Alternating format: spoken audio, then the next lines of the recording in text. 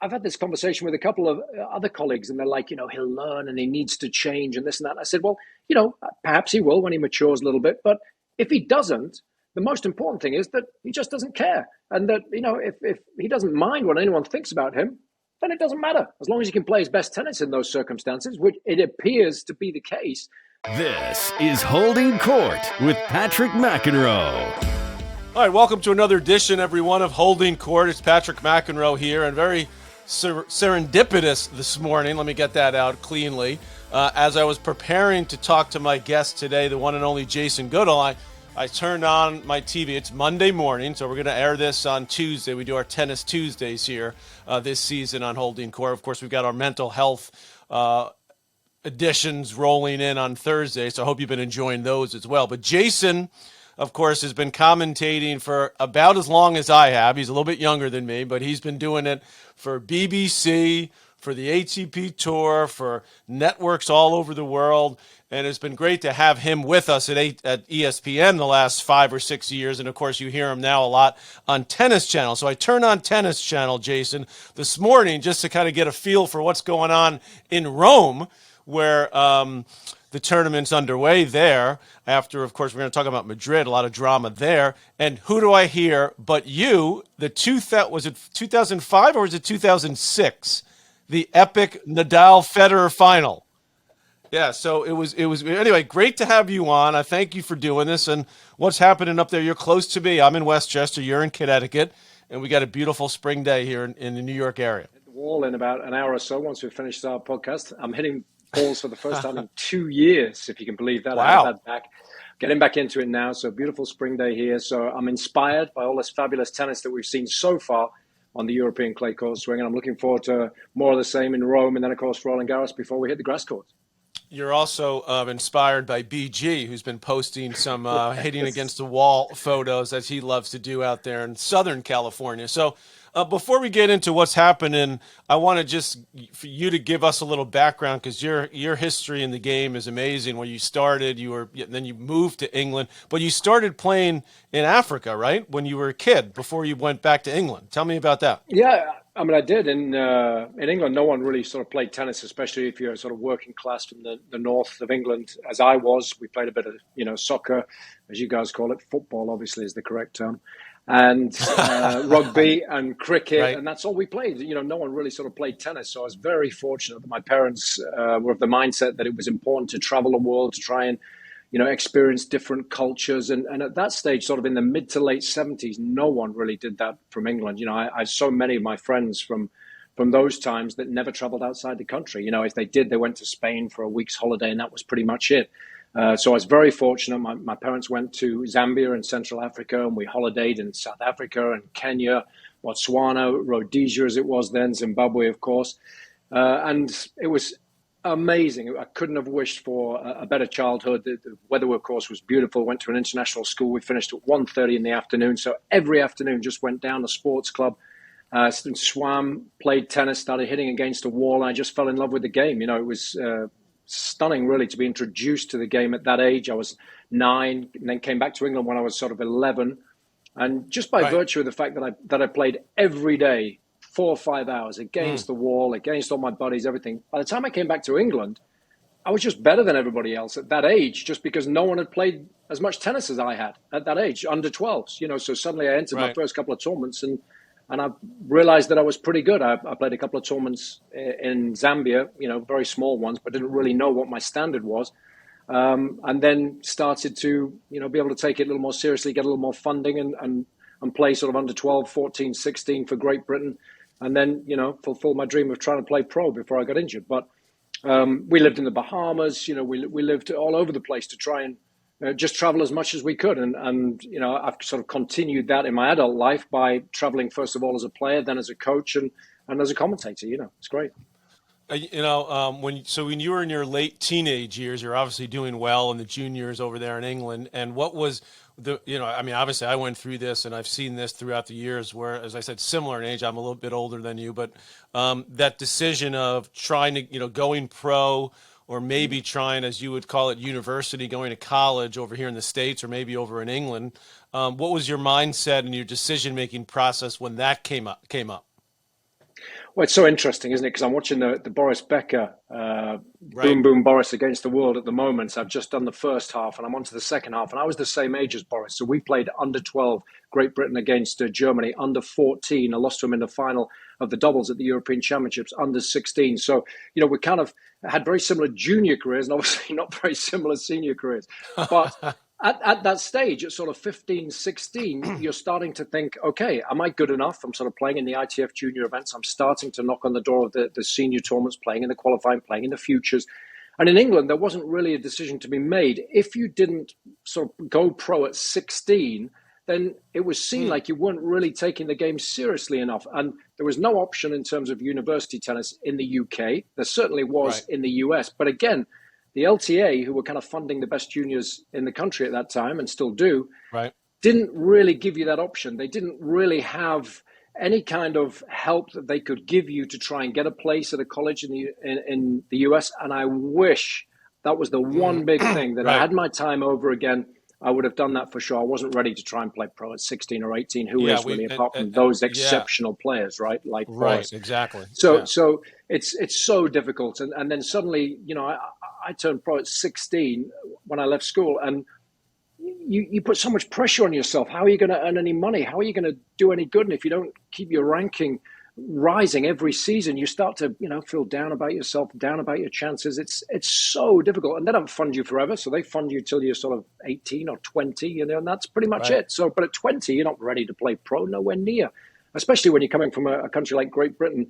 You know what it was like back in the day. We didn't have, what they have now in terms of, the sports science backup and all of that. So it's just so difficult. I wish if I had my time over again, that's the one thing I would have done. Gone to university, given myself another 3 or 4 years, got a good education. I mean, the facilities in the US are incredible.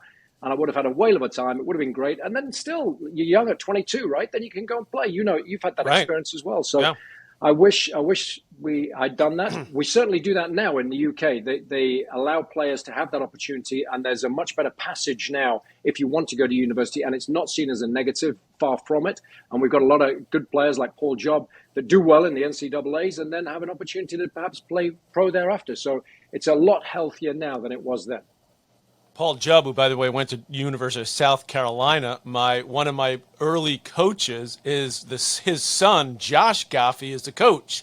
So Carlos Goffey, who was originally from Brazil, and he was one of the first coaches that both me and my brother had. We call him Los. Carlos is his nickname. And his son, Josh, was another good junior, played in the juniors, tried to play pro. He's done an amazing job at South Carolina. They're one of the top teams in the country. The tournament's going on right now. They just started the regionals for the NCAA tournament. So South Carolina won their first two. I believe they're playing one of their rivals in the round of 16. I was just looking at the draw last night. It'll come to me. South Carolina, Stanford upset. Get this, Jason. I was talking to my brother John last night. He goes, "What do you mean Stanford upset Columbia? Is this a joke? I mean, are you kidding me?" I said, "Yeah. Well, Columbia was ranked like in the top 10." My good buddy Howard Boomer Endelman is a coach now at Columbia. I played junior tennis with him. So we're just going off on tangents. Wait. Howard Endelman. Howard Endelman. Yeah, he played. Yeah, you know him? Satellite in Belgium, and I'm playing like first or second round or whatever. I'm playing one of the local guys, and they're all going nuts for the local dude. And suddenly I hear this guy at the back of the court. And he had this long sort of curly hair back in the day. He's had big chubby, bit chubby, chunky. But come on, Jay. The whole match, he's the only dude in the whole stadium cheering. Right. Didn't know him from Adam. Finished the match, and I ended up being great buddies with him for like 2 or 3 years because he was trying to play a little bit. We played a bit of doubles. Right. Him and a guy called Matt Litsky, they were traveling together. Oh, yeah. And Matt Litsky was my big rival in the juniors. Yeah, junior tennis. No way. Oh, yeah. He's from New York. Yes, that's right. Yeah. And but Howie was such a cool dude, and then I kind of lost touch with him years ago. So I literally haven't heard his name for 20 years. So I can't believe you brought him up. He's done an unbelievable job. He was an assistant. I think he went into business for a while. Then the tennis itch came back, and he went to Columbia as an assistant, I believe, to start. He might have just been the women's coach for a while, but anyway, now he's the head coach of the men's team.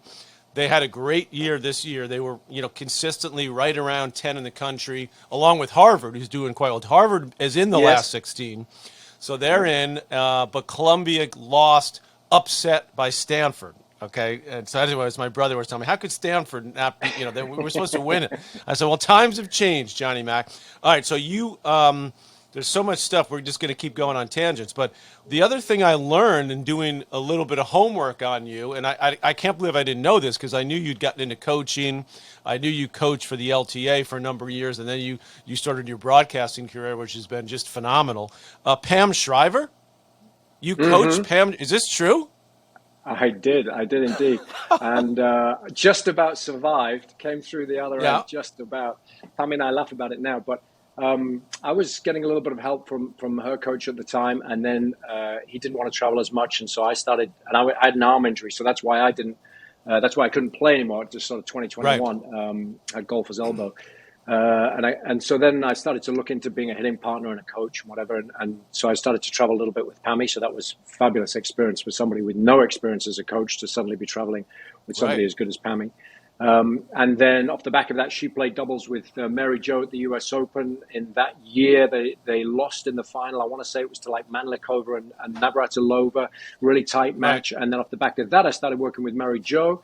And so that's how I kind of started to work on the women's tour. And I worked with a couple of other players, Bexy Nadelson, did a little bit of hitting with Arantxa Sanchez, stuff like that. So it was just amazing to be suddenly with the very best players in the world and experiencing the game from the opposite end of the spectrum, having played in futures and challengers and ITF junior events, all of a sudden to be playing to be watching and to be a part of tennis at the very highest level. It was a real eye-opener, and forever grateful for Pammy taking a little bit of a chance working with me initially, and MJ as well.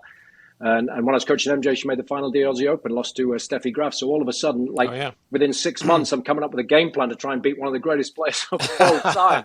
Right. Amazing stuff. But I thoroughly enjoyed it. It was fabulous. And what was the decision for you, Jason, to start to get into broadcasting? Because I know when you started out, you were doing a lot of you were producing your own stuff. You did that for us at ESPN early on too, and you always been into the analytics and the Hawk guy. You're amazing with all that stuff. So, but what was it that got you started to say, hey, this is something? I mean, obviously your background in tennis, that part I understand. But what was it at that time that said, hey, this is something I want to try to do? Because you had so many years over working with Robbie Koenig, who's amazing too. You guys did so many of the 18. You guys were like me and Cliff, like Cliff Drysdale and I. We used to do all those together, for years and years. It was just the two of us, and you guys had that relationship too, which is real special. But how did it all start for you in the broadcast world? Well, so after I'd done coaching on the women's tour, I wanted to try and cut down the travel if I could a little bit, go back to England. So I started working with the LTA, and I was sort of really enthusiastic about that, trying to work with our best juniors, try and help them with the transition from playing juniors, so 15, 16 years of age, into the senior game. And, to be honest, it was the hardest sort of 2 or 3 years of my adult career, as it were, because it was just so difficult. So many of the players had such a poor attitude and didn't work as hard as they could, and got a lot of help from the LTA and felt that everything should be given to them on a plate. You're talking about the players you're talking about the players in England, right? Yes, Or the just LTA generally, were helping, yeah. and I was Okay. an LTA coach, so I had a squad Right. of players, 4 or 5 players. And we'd go out, and they'd be between 16 and 18 years of age, and we'd go out, and we'd traveling to Bangladesh, Pakistan, Thailand, doing 4 weeks here, 4 weeks there, 12-week trips. Chasing points, chasing ranking points. Totally. We're having a look down the list. Where's the weakest Right. events this week? We need to get there. Right. We need to get some points on the board. So all of a sudden, the decision that I made initially was not traveling too much. I'm doing 12-week trips now to India and Asia, which again, great experience, loved it. But it was hard because the players didn't seem to want it as much as I thought they should. And because we had so few players in England at that time, the LTA always felt that they couldn't discipline them because they didn't want to lose those players. They didn't want them to drop out of the game because we'd be left with nobody. So it was... They had no other options, right? There's no other players that were even remotely close to the pro level. Right.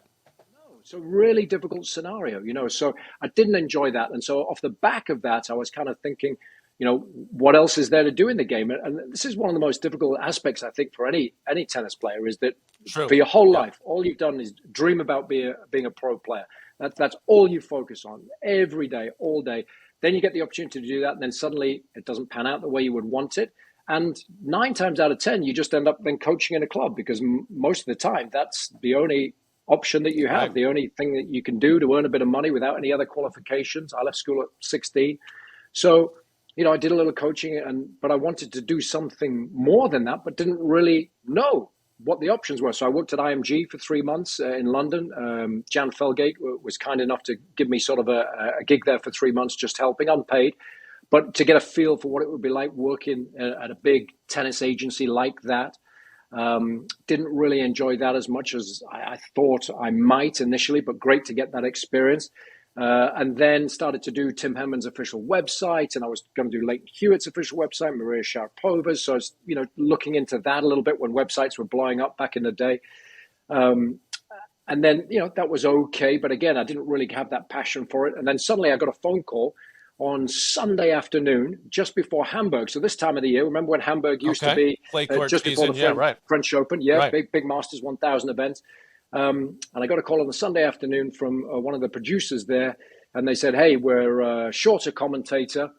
John Barrett's here, but we don't have anybody else. Have you ever thought about the great John Barrett, one of the all-time commentators for BBC? He was amazing. Yeah, the voice of Wimbledon. So yeah. I said, "Sure, okay. What do you need?" So they said, "Well, we can't pay you. We don't have any money for flights or whatever, so you got to fly out on your own back, right? And we'll see you. We'll see you tomorrow morning, 10 a.m. Here's the address of the tournament, and off you go." I was like, amazing. "Okay." So I had EasyJet, fly over there, pitch up in the morning, and it's 10 o'clock in the morning. Play starts at 11, and the guy says, "Oh, nice to meet you," and everything, blah blah blah. And he said, "John Barrett's up in a commentary box there. What we'll do on the first day is you just sit in with John. You can shadow him, get a feel for it and everything. And then if you feel comfortable and confident, day 2, we'll pop you in there." So I said, "Okay, great." Okay. So they had 6 matches on the slate, and John was just scheduled to do all 6 on his own. Wow. Day 1, first ball to last, right? I mean, this was back in the day. World beat. Yeah. Ridiculous. So anyway, pop up there. I introduced myself to John. Obviously, I know him. I've listened to him, on the All England committee, but I'd never even spoken to him before. So I introduced myself. "Oh, nice to see you. Sit down, put your cans on." I was like, "Well, what are cans?" Headset. "Oh, okay, yeah. Okay, thanks. Put your headset on," right? And then he said, "Okay, what we'll do is, you'll hear the producer and just kind of get a feel for it. And, you'll be fine. You'll be fine." So I was like, "Okay." So anyway, we come up on air, and John goes, "Welcome, day 1 in Hamburg. It's going to be a fabulous tournament. John Barrett alongside Jason Goodall," and then just reaches over and turns my mic on, and I go, "Not ready." Right. "No, this isn't supposed to be happening. I'm supposed to be shadowing you for the first day." And then we're into it, and he's like, "Well, welcome along." And I'm like, "Oh, okay, hi," and we go through the knock-up of the first match and everything. And then he turns my mic off with his, and he goes, "You can either do it or you can't. That's the best way to start. Anyway, enjoy." And then just turns it back on again. And we go through the whole day. We do all 6 matches. We get like a toilet break for 10 minutes in between matches. Right. Every couple of matches. If you're lucky, they bring you a sandwich or something in a banana, and you're good to go. That's great. But it was amazing. And I liken it to, if you know any history about the Beatles, when they went to Hamburg and they did 2 years of gigging every night, 2 or 3 gigs a night. And then before you know it, when they got their first record contract, they were such a tight unit. They were really good. Right. To do the world feed in those days was amazing, because I was watching, we did all the Masters 1000s, all the 500s, first ball to last, every day. And I'm watching all the best players in the world. I'm learning from John. He was so kind with his time. And obviously he was teaching me sort of the very traditional way to broadcast, which was the best way to get the fundamentals right. Don't talk too much, all of that kind of stuff, all of that stuff, which I ignore now, obviously. But we all do. Yes, but it was amazing. And suddenly I'm witnessing tennis at the very highest levels. It was when the Masters 1000s were just starting to get bundled together with this new era of players, 2001, 2002, off the back of Agassi and Sampras, just Leighton Hewitt and Juan Carlos Ferrero making the most of that little window there before Federer came along, and then Nadal and Djokovic. And I'm so forever grateful for the opportunity, not only to commentate at that level, to work that many hours in such a short space of time and try and get a little better, But for John, to then give me feedback every day, think about doing this. You're repeating that phrase a little too much. Try and just hang back there. Dramatic moments, all that kind of stuff. Great feedback. It's so difficult in our industry to get any really, really good sort of quality feedback. I still feel. Yes. And so, that was fabulous. And it was just an amazing time. And then, as you rightly suggest, off the back of that, they signed a new deal, and suddenly all of the Masters 1000s got bundled together. So they had to have a production team for all of those tournaments. So we started looking at people like Robbie Koenig, ex-players to come in, Arv Palmer. And I developed this great relationship with Robbie once John didn't want to travel anymore. And it was just an amazing sort of 10, 15-year run with Robbie, traveling around the world. We're on site for all of those tournaments and witnessing the golden generation of players that we had. It was incredible. Yeah, it's amazing when you think back to how you got started. I mean, mine was fairly similar with ESPN. They just sort of threw me in there. It was with Fred Stolley and Cliff. They were looking for sort of a third guy, so it was very similar. There was no training, no nothing. Just go out there and see what happens. But you telling the John Barrett story, and you're going to appreciate this, Jason, because one of the first times I ever did any television was when I was still playing. And it was in Europe. I don't remember which city it was in, but you same like you're talking about. They would have one guy, and the guy who I worked with, who became one of my idols and my heroes, Bill Threlfall, who was the longtime announcer, and he was so good. And I used to listen to him. Go back to the hotel, and you'd listen to him, and I was like, man, I get to sit next to him, and so they kind of bring me up for like a set here and there, and that's how it got started, and then. When I ended up having my surgeries towards the end of my career, that's when I sort of started with ESPN. But Bill Threlfall was an all-timer. I mean, he was an absolute classic. Bill and John, Dan Maskell are all cut from the same cloth. They're all those classic voices that you heard for so many years. Growing up in love with the game, watching the BBC. I mean, those are the voices that introduced you to the game. And even now, when I'm watching, the Boris Becker documentary, they're rolling back all of this stuff from 85, 86. It's still John Barrett. It's still Dan Maskell. It's still Mark Cox, all of whom I was very fortunate enough to work with in my early years in broadcasting. So, I mean, you can speak to how much of an amazing experience that is to learn from someone like that in the sort of traditional way, and then off the back of that, you can kind of eke out your own style. But it's great to learn the fundamentals initially. Right. Well, you definitely have eked out your own style in a big way. Now, speaking of style, this man, Jason Goodall, has style of the dressing variety. And anytime I need a little help with my tie or my shirt, I go to Jason. He's the go-to guy. Let me take a quick break right now. We've already been going. This is normally what I do in like an entire podcast, and we haven't even gotten into what happened in Madrid because this has been awesome. So let's take a quick break. We'll come back with Jason Goodall. We'll talk about Madrid. We'll look ahead, of course, to Rome and the big one in Paris in a couple of weeks here on Holding Court. North Organic CBD is our sponsor here on Holding Court. I love their CBD gummies. They come in 2 delicious flavors, strawberry lemonade and green apple. I take both. Both are amazing. 1 a day, and you are totally okay. I love to stay active. I still play tennis regularly. I love to hike. I love to go to the gym. That's why I use North Organics CBD. Their products are made in the USA. They're high quality, broad spectrum organic CBD products for everyday adventures. And don't forget about the very popular CBD salve. Immediate relief of any physical pain. I use it on my shoulder. Although I'm not serving quite as big as I used to, but you know what I mean. I use it daily for the shoulders, as I said, for the knees, for the hips, you name it. It works wonders. Go to northorganicscbd.com and enter Patrick20. That's Patrick20 for 20% off your order.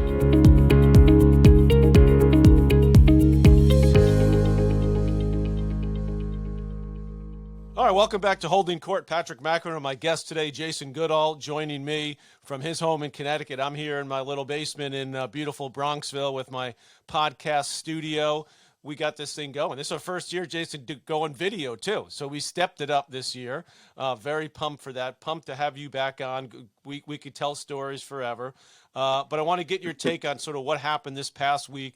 Let's start with the women because there was a lot of drama off the court with what happened in Madrid. And I was traveling a bit this past week for the Hall of Fame. I was up there in my new role as a president there. So it was my first week on the job. I went up there for a couple days. Then I went down to the Dick Vitale's charity event. They honored me and my brother, amongst others. All the work they do raising money for pediatric cancer research, phenomenal. And so I'm, periodically, I didn't get to watch a lot of Madrid because I was on the road. Periodically, like checking my Twitter, I see this thing about the cake in Madrid, and the big cake for Alcaraz, and then the small cake for Sabalenka. So I know you followed it. You're a big Tennis Channel guy as well, though you weren't calling it. What was your take on the cake?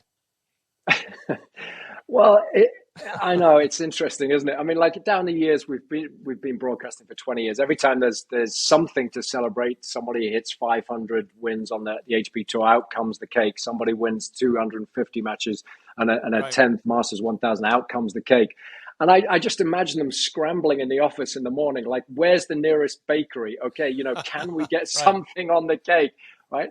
And so they're all sort of different shapes and sizes, and it doesn't matter to me at all. It's just nice to celebrate all of these lovely milestone moments for all of these players. But then with Carlos, you're in Spain. That was a proper cake, right? I mean, like it's got was a big cake. It's like that was for his birthday. It was for his birthday, right? Because he just turned 20, so he turned 20 during the tournament. Nice that there's plenty that you can celebrate with Carlos already, and he's only 20. You could bring a cake out every day with that guy. But I mean, obviously, you would like to think it's a men's and women's event. It's of equal stature in terms of Masters 1000 event and a WTA 1000 event, and we should celebrate accordingly. And I don't think there should be. Was it? Now, correct me, because was the cake for Sabalenka for her, like a wins total, or is it her birthday too? Because no, it's birthday as well. 25. Oh, it was her birthday 25. As well. Yeah. So she posted a lovely picture on social media after the match. She was sort of in the dressing room area or the player lounge, and she was holding this nice cake.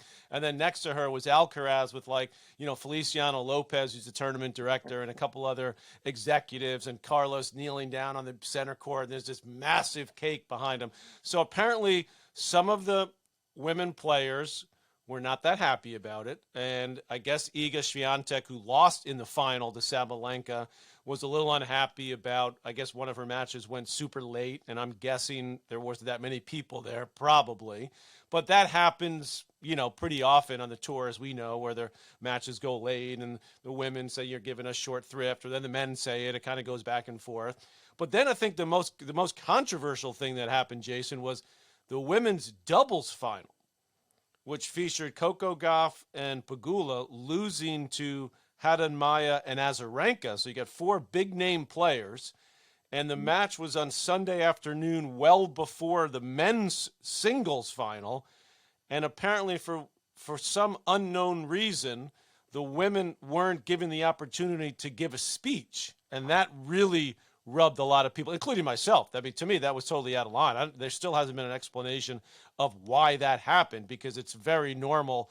Kachanov and Rublev won the men's doubles the day before, and of course they gave a speech, their first Masters 1000 in doubles. So was that just a total screw up on the Madrid organizers' part, or do you have any insight on how and why that happened? No, I don't, and that's so we don't really know why that decision was taken. Understand it happening if sometimes they get the scheduling and it winds me up like you can't believe, completely wrong, whereby the doubles final is running into the singles final. So many broadcasters have taken only the singles final. You've got to get the net down. You've got to get perhaps different sponsors. You've got to get those players off the court. You've got to treat the court, especially a clay court, right? And then you've got to get everybody ready to be on time for the singles final. If that's the case, I can understand it, whereby you explain to the players, look, we just got to get you on and off really quickly. We get the nice pictures, send that around the world. But now we've got to get our skates on for the singles. And singles takes preference over doubles, no doubt about it. And so many broadcasters take just the singles, not the doubles.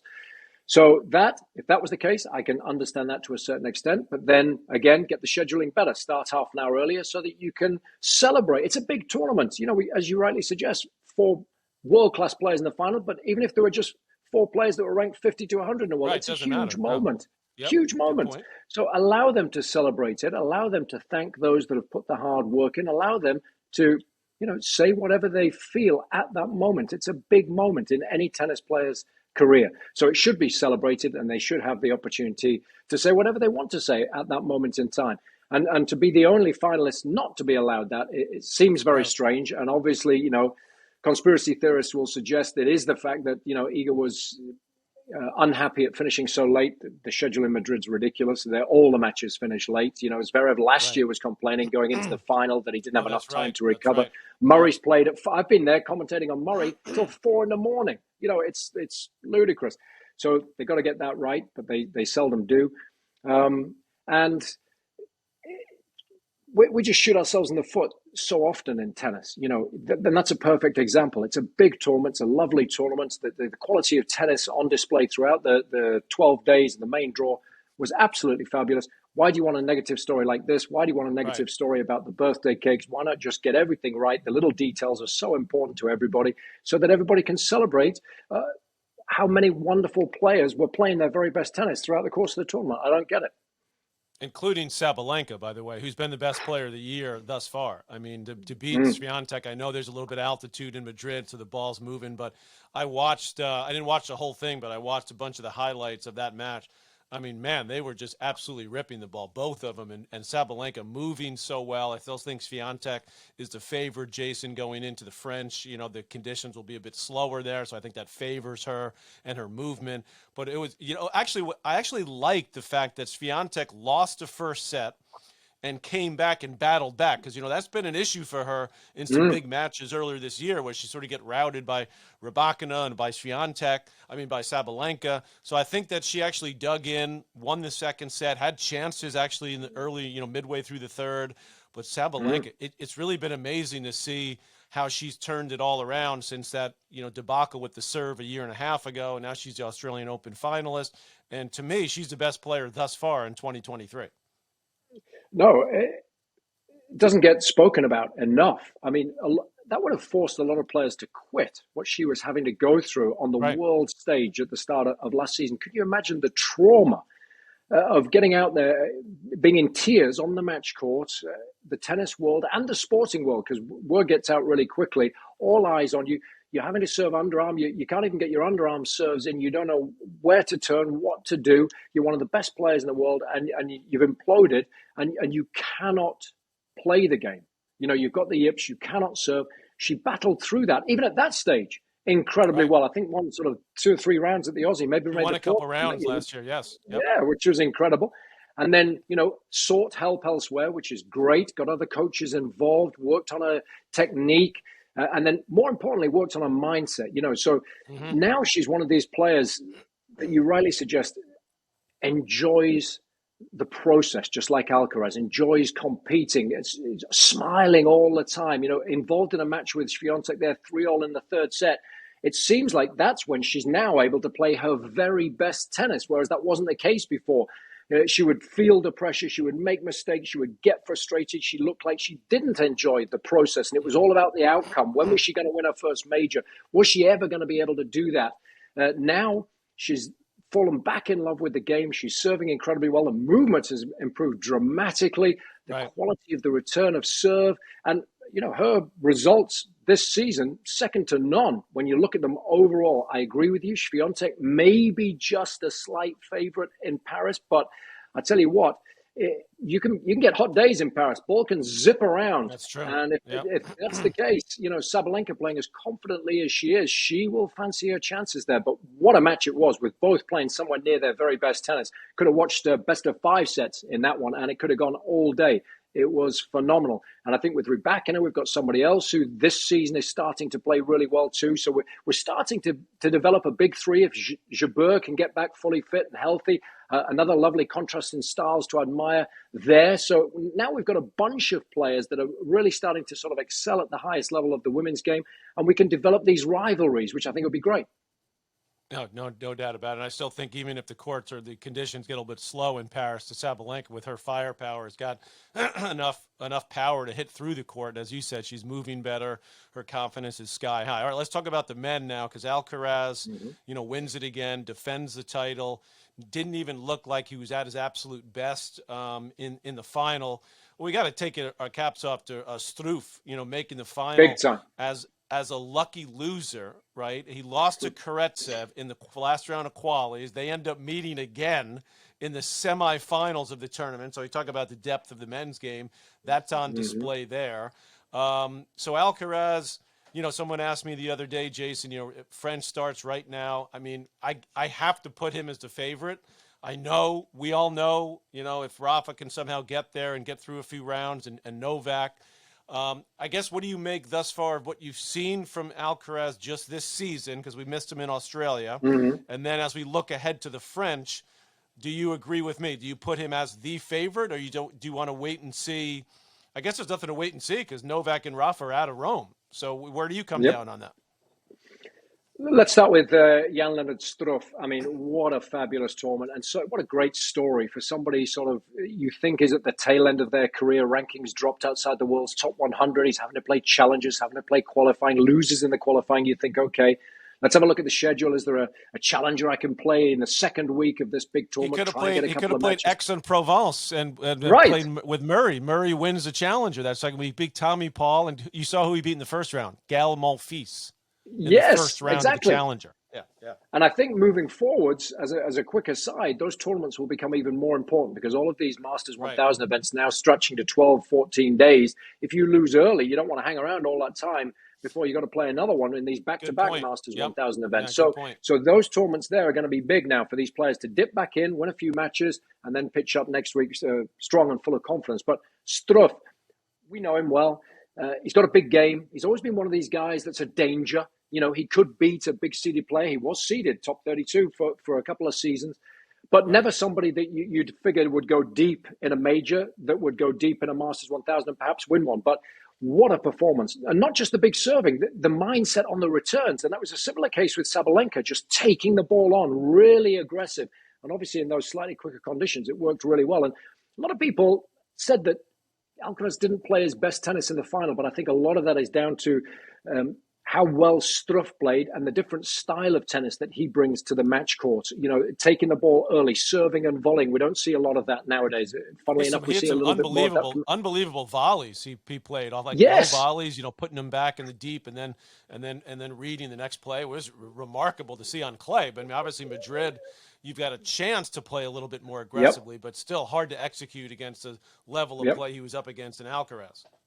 No, but full marks for going the distance and not thinking, hey, I've got to the final. What an amazing story. And I'm playing Alcaraz. I've got no chance. This is good enough for me. It's been a great week. No, dug in, took it to 3 and really competed really well. And for Alcaraz, I was interested because I thought that he had to go deep in his tool bag. We saw him standing in different positions. We saw him thinking about what he had to do to try and sort of counter the style of tennis that Struff was throwing at him. So again, it just shows you what a great competitor he is. He's not just a great ball striker. So few weaknesses in his game.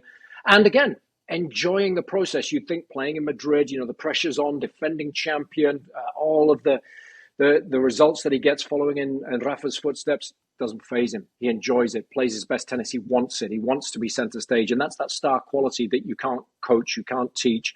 And that's so special in somebody like Alcaraz. And once he got fully fit at the start of the year, he's been the man to beat. He is the man to beat in Paris. I know that we get scared we're going to get beaten over the head with a club by every other tennis fan in the world if we don't say Rafa's the favorite because of his record in Paris. But I don't care.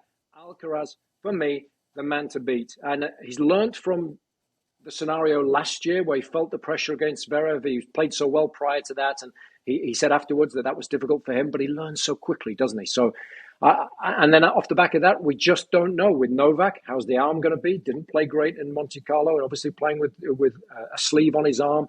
I've seen pictures of him practicing without that sleeve now, but, we just don't know. For Rafa, he has to get matches under his belt. But remember the start of 2022, he'd been off. He played, Washington, I think, the only event that he played in 6 months. He won a 250 in Melbourne, ends up with his hands on the trophy. So, he's good enough over 5 sets, play himself into form. You play him in the quarters and the semis and he's fully fit. It's a different ball game. But at the moment, for me, Alcaraz is the favorite. Yeah, and I agree, and I think what you said about both Rafa and Novak spot on, and we'll just have to see how they look in that first round or two, and there'll be a lot of eyes on Rafael Nadal. Let's hope he gets there actually, because there's still some Yep. question if he's actually going to show up. But other than those guys, I mean, let's go down the list. I've got Sinner in there. I've got Hruna in there. You know, Hmm. Tsitsipas has been solid as always on clay. Can he go the distance? He's Yep. been close before. Who do you like of the other guys? You know, I should throw a bone to Taylor Fritz because he's played well on clay. Yes. I don't see him being a factor to win it in best of five at Roland Garros. But who do you think is you're looking for to make a big run? I'm looking for Hruna myself because I think he's, Yes. you know, physically. I mean, to me he's a phenomenal athlete. I know he's rubbing some people the wrong way. Including a lot of the other players, but I think he'll learn, and I think he's got some moxie, he's got some attitude, but I think he's got more than anything else. I think he's got game. Well, and the most important aspect of all of that is that he believes in himself and he doesn't care if he plays the villain in any scenario. It was the same scenario in Madrid. I think he was playing Davidovich Fokina, wasn't he? He finished late Yes. up against the local favorite. Everyone's booing him. Everyone was booing him in Monte Carlo. He didn't care. He played better when that was the case. You know, so I've had this conversation with a couple of other colleagues, and they're like, you know, he'll learn and he needs to change and this and that. And I said, well, you know, perhaps he will when he matures a little bit. But if he doesn't, the most important thing is that he just doesn't care. And that, you know, if he doesn't mind what anyone thinks about him, then it doesn't matter. As long as he can play his best tennis in those That's circumstances, true. which it appears to be the case, then it's no problem. But he's improved a lot. The forehand's improved. The big serving now, the speed that he's got on his second serve now that he never used to have. The ability to play with the drop shots, just like Alcaraz does, come into the net, play aggressive all court tennis. I love watching him play. He's a great showman. He's had physical problems, hasn't he, over the course of 5 sets earlier in his career, and he struggled a little bit towards the tail end of Monte Carlo because he got a late finish the night before. So again, if you get bad weather in Paris and it's best of 5 sets, that might be Right. a factor. But someone like Rune, quarterfinalist last year, had the win over Tsitsipas, didn't he? That was his kind of big breakthrough at the majors. So I think you've got to keep an eye on where he is in the draw. Where will Rafa fall in the draw? Where will Novak? You know, how many of these players do you have to get through in order to make the final? Where will Alcaraz? Right. Will his draw be a little bit easier? Someone like Sinner knocking on the door, working with our good friend Darren Cahill. Big improvements in his game as well. Getting very, very close to a major breakthrough. Somebody else who'll want a really good tournament in Rome and then to be able to back that up at Roland Garros as well. Davidovich Fokina, someone that's really, really exciting early on. You might get a couple of great matches out of him, but somebody that's not, I don't think, going to be knocking on the door from the quarterfinals on, but yet still very, very exciting. But the biggest question marks are still over the likes of Djokovic and Nadal. How are they going to pitch up physically? And then how quickly are they going to be able to gain confidence and play themselves into form by the latter stages of the event? And Right. we know that they're good enough to do that. We know that they are exceptional. Normal rules do not apply as far as those two are concerned, particularly Rafa in Paris. So it's an intriguing mix, isn't it? The young guns that are playing great, that are fit, healthy, raring to go, knocking on the door, and the old guard that are just trying to fend them off for as long as they possibly can. All right, before I let you go, Jason, this has been phenomenal. I got to ask you about your good buddy and your fellow member at the All England Club, the one and only Andy Murray.